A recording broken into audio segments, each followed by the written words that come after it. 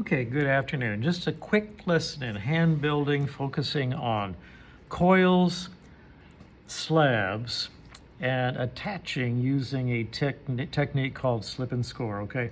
So I have a little bit of clay here. I just added some powdered clay to it to dry it out. When you get your clay, it should be just right, or almost just right. It should have almost the right amount of water in it. Maybe a little too much in your case when I give it to you, so you will in fact have to work the clay to drive off some of the moisture that's in there, okay? Better to have too much moisture right now at the start of your work than too little. If you have too little moisture, the clay loses its quality of being flexible and plastic, does not bend, and tends to break, okay? So you can see over here on my work surface, my sheet of manila paper, I've sketched out a little elephant. So I'm going to build this little elephant using coils and balls, and I don't think it's going to need a slab for the base, but I could add a slab for the base. Here's what it might look like. I'm going to reinforce with a darker pencil. And as I reinforce, it might be that I'll make some changes that I feel improve it. So I might have a little leg sticking out there. Remember, the legs are pretty thick and chunky. I can add a few toenails, perhaps. I'm going to add some details. There's a little tail, but I've got to be careful that the little tail is not too skinny.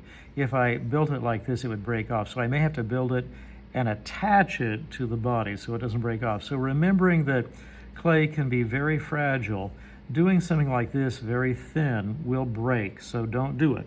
Or if you do it, attach it to some other part so it's nice and secure. This would be an ear, an eye. I'm going to skinny that trunk down a little bit to get the proportions right. So this might be what I make. If my little elephant needed a base, I would create a base for it, a slab, not so thick, but not so thin, about as thick as my pinky. See my pinky? And wide, so I could place my elephant on it to provide the elephant with extra support. That would maybe be necessary if the elephant were standing on all four legs, and that base, attaching the legs to the base, would make it more sturdy. But in this case, I'm not really worried since my little elephant's sitting down. So some practical considerations: never anything too thin that doesn't itself attach to another larger piece, and never anything too thin and frail that it can't support itself. So in this case, the body of the elephant supports the head. If you were to make something standing, it may need a base and some additional support, okay? Now let's talk a little bit about coils. A coil, take a chunk of clay, roll it in your hand. You're going to depend a lot on your sense of touch. Roll it in your hand. Use the stronger parts of your hand right here, not your fingers, okay? Now that's a ball of clay, and that can come in useful for the head, and I can make another ball of clay for the base and attach those with slip and score. The ears can be balls of clay that are flattened out, and the trunk and the legs can be balls of clay that turn into coils. Now notice I start with a ball of clay each and every time, all right? So if I'm going to make a trunk out of this ball of clay, turn the trunk into a coil, or turn the ball of clay into a coil, I simply lay it against my surface, use the stronger part of my hand here. Let's get that other extra clay out of the way. Roll it, and be very aware of the feeling that it's correct. Not how it looks, you can close your eyes, but how it feels correct. So as I roll this, I get a sense that it's round as I roll it, that it's narrower on this side and wider on this side, so I can tell it tapers. Even with my eyes closed, I can feel that. And remembering to use the stronger part of your hand, especially the ball of your hand right here, that's probably a little more sensitive, that area, and you can refine your forms that way. Forms because they're three-dimensional, just through a sense of touch. Now that might be okay for the trunk. I think it's definitely too long, so it's going to be cut off, and it may be a little too thick, but better to have it too thick right now than too thin. We can always make it thinner. We just can't always make it thicker. So it's possible. I'll go ahead and trim that off right now. I'll come back to that in a little bit, let it sit to the side. I'll tell you what, I'm going to go ahead and make the two ears. I have this leftover clay. I'm going to roll it back into a ball. Looks about right. And I'm going to snip another little piece of clay off my main body of clay, roll it into a ball. Let's see how the two compare in size. Oh, obviously, the one I just made is smaller than the one I had made. So let's make sure that they're the same size so that when we flatten them out, we do so and make two ears from these two balls that are exactly the same size. How does that look under the camera? Not too bad, pretty even, maybe not exact, close enough. So what I'm going to do again with my stronger part of my hand, especially the ball, I'm going to gently press, and this is actually a slab of clay right here. And I don't want it to be too thin, so that's certainly thinner than my pinky is, but it's not too thin for an ear. So I'm going to stop right there and do something likewise here. Notice how I flip it over. You can see moisture coming from the clay and soaking into the paper. That is one way that the clay begins to dry out. Again, compare what you got. You started with two balls of clay, you squished, you pressed, and you ironed out those two balls of clay into two ears. And each of the ears coming from two balls of clay of similar size. The ears are of similar size as well. Okay, set those aside. Now let's go ahead and make the body of the piece, or maybe just the, well, yeah, let's do the body. Well, the body could just be a round ball like this, couldn't it? I could just make that the body. That might be a little bit on the big side. I think I'm going to cut that down a little bit. Let's make something smaller. So again, I'm thinking in terms of proportion. So there's the body of my piece. I can actually bump it gently against the paper to continue to shape it. Maybe I want to elongate it, make it more pear-like. It's up to you. I think the ball shape of the body that I have here is okay. So I have that. Let's go ahead and make the head. The head's going to be a ball smaller than the body. Notice I'm always starting off with a ball. I pinch off a piece, make the head. Let's see how it compares inside to the size to the body. What do you think? How's an ear going to look on there? Is that going to be okay? Is the head too big? Is the body too small? Is the body too big? I don't know. What do you think? Normally, if you want to, I might try this. I'm going to pinch a little bit off the body. Normally, if you want to make something look like a baby, the head is big, and the body, by comparison, is small. So I'm going to make the body smaller and leave the head bigger to stick with those baby-like proportions. This could be a baby elephant, okay, like that. So I think what I'm going to do is start assembling, and we'll get those legs made in here in just a little bit. I'm going to attach this head to this body. And to do that, I need to slip and score. So each piece where it attaches has to be slipped. Slipped is liquid clay. So there's my liquid clay. And here's my liquid clay, okay?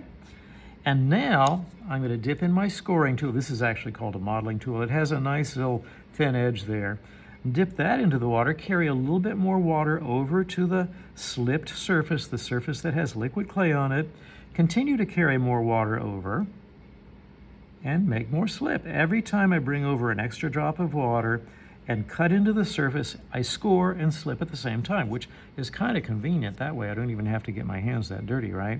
So let's do the same over here to this surface. Remember, both surfaces that are coming together, that are attaching one to the other, they have to be slipped and scored. So I have my slip, I have my score. The score is important. It increases surface area. The slip is like glue. Press those together.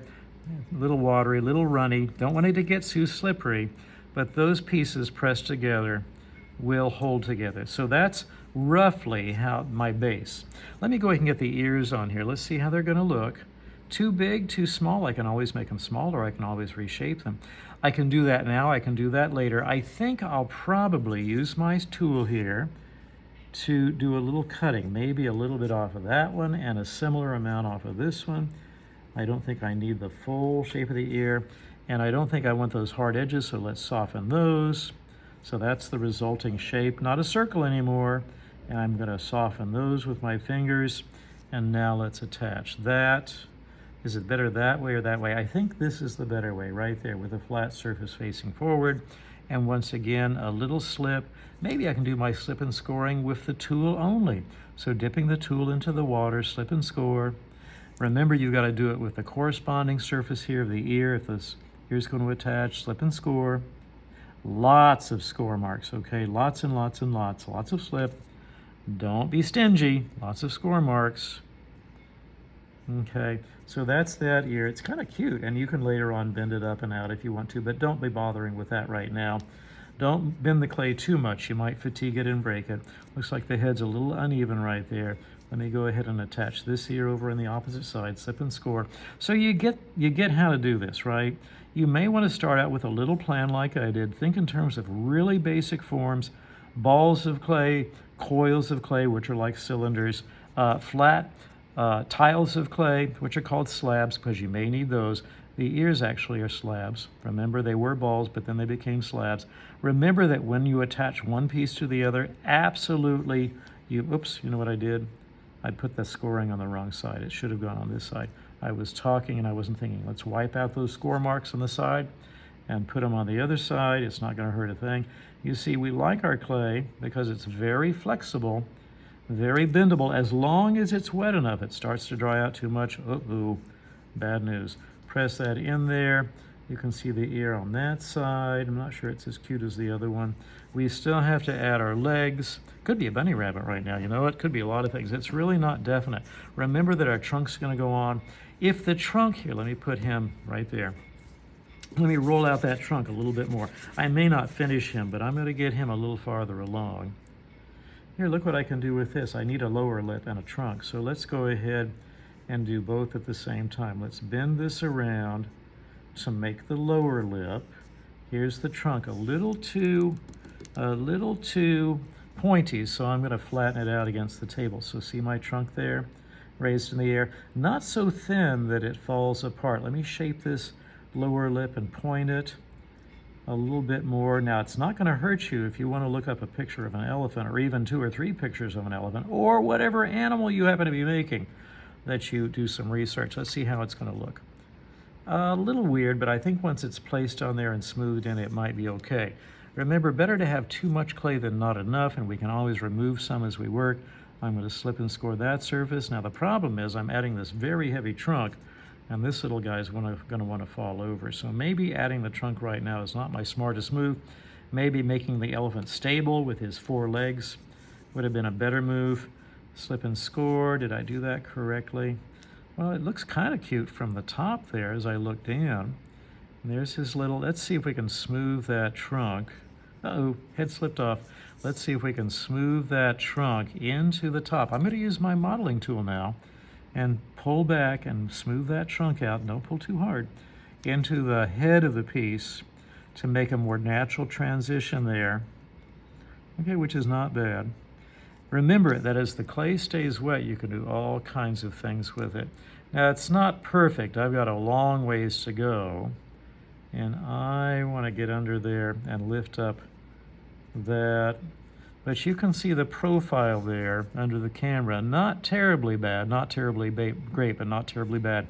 And remembering attaching the trunk to the head, or the head to the body, or the ears to the head, you have to always slip and score. Okay? Now, you try.